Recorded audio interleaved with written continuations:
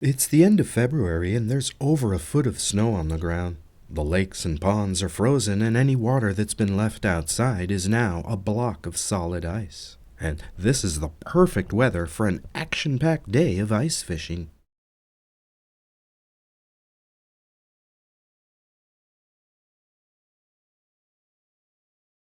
This fisherman has caught a fish and now it's flopping around on the ice, and that doesn't seem very nice. He stops to take a picture, maybe to show his friends, and when he lifts the fish to remove the hook, I can tell by the fins that it's a fish called a crappie.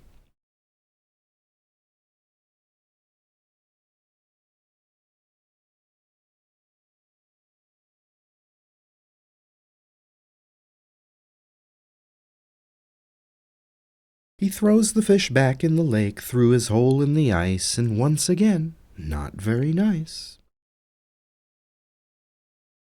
This is a plastic shoebox that holds some ice. I used this box last year to collect mosquito eggs and mosquito larvae to feed my fish.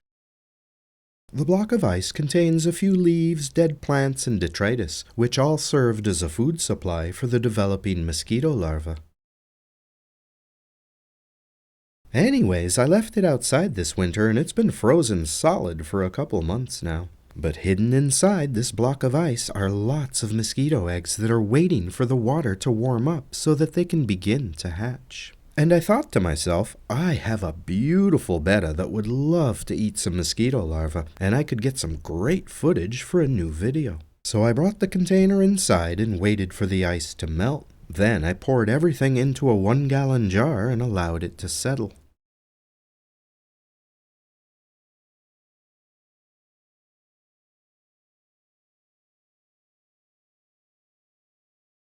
It took the mosquito eggs a couple days to hatch, and the babies were super tiny at first, so I had to wait almost 2 weeks before they were large enough for me to use them in this video.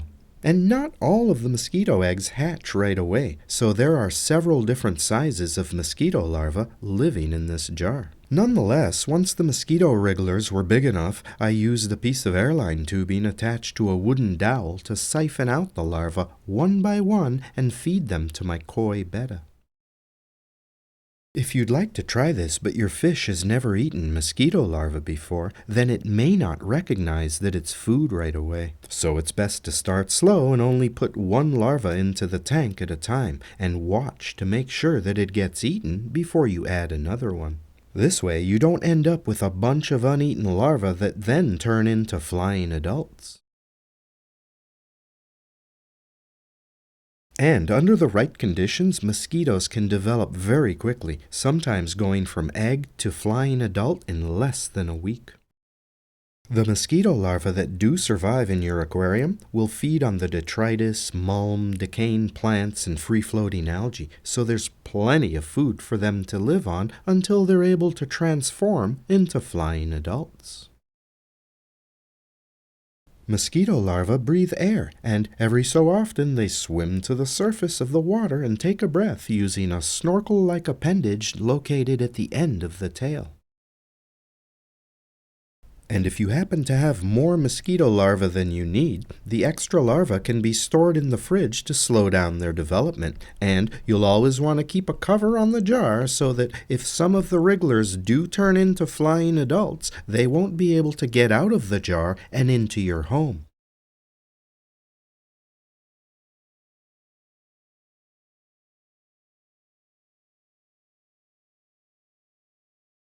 But I think I have a solution that will help get rid of those pesky mosquitoes. Did you know that mosquitoes kill more people every year than all of the other animals on the planet combined? And did you know that most fish use suction to capture their prey?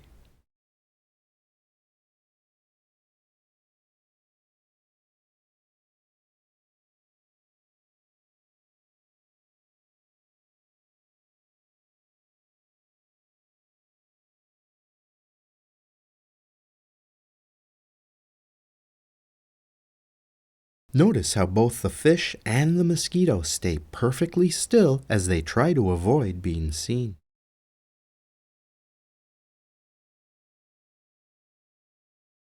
But when it's all said and done, the beautiful fish wins. And every time a mosquito larva goes to the surface for air, it puts itself in danger. But the mosquito has no other choice. It needs to breathe.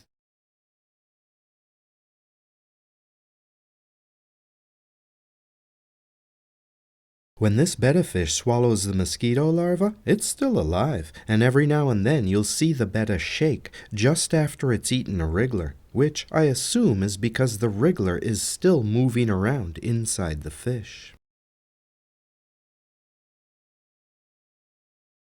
And here comes that shake that I mentioned. Nonetheless, the mosquito larva and the betta fish are alike because they both need to stop what they're doing every once in a while and go to the surface for a breath of air. And unfortunately for the mosquito wriggler, that means it can't stay hidden for very long.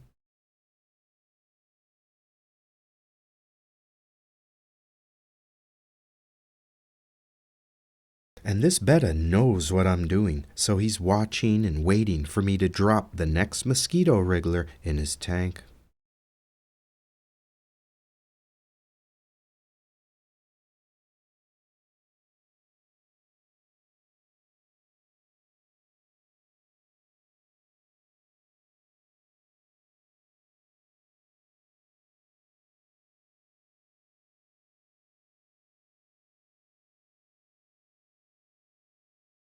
The betta has trouble seeing things that are really close to its face, and this is because its eyes are at the side of its head rather than at the front.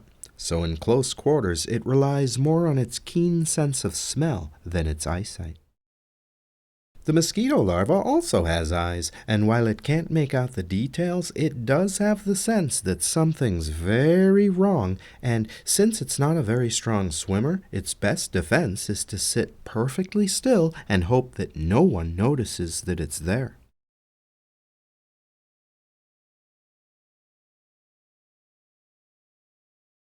And in this case, that strategy worked.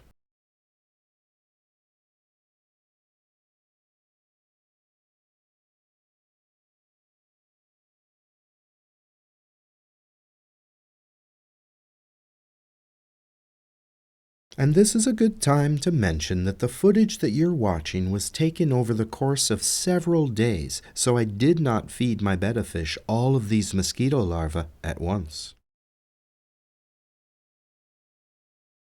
Nonetheless, live foods are good for your fish, and it's fun watching them actively hunting and feeding just like they would in the wild.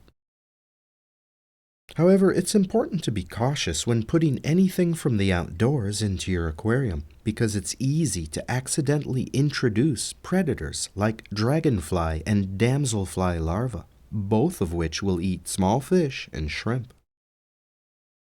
And these aquarium pests are most often introduced to the tank on live plants that have been kept outdoors and then brought inside.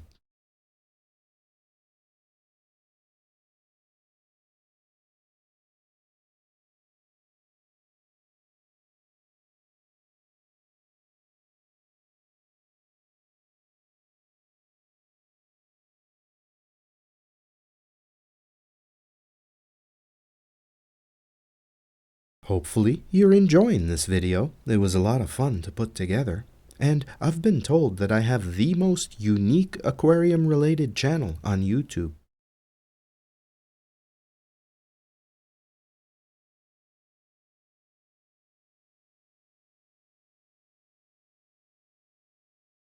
And now, let's take a couple minutes to appreciate how incredibly beautiful this fish really is.